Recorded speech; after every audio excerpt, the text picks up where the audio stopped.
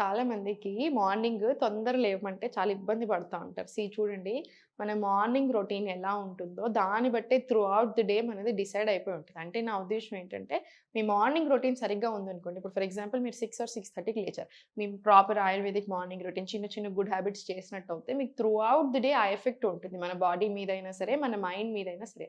So, try to wake up by 6 or 6:30 maximum లేచేసి first ఉషాపాన్ అంటారు. ఉషాపాన్ అంటే ఏంటంటే, మనం డైరెక్ట్ లేవగానే before brushing our teeth only we drink water.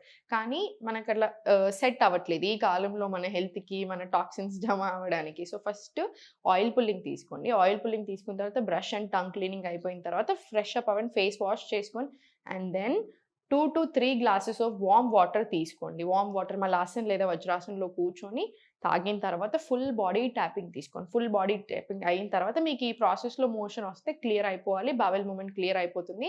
ఆ తర్వాత ఒక 15 మినిట్స్ నుంచి 1 అవర్ వరకు యోగా ప్రాక్టీస్ ఉంచుకోండి. మార్నింగ్‌లోనే.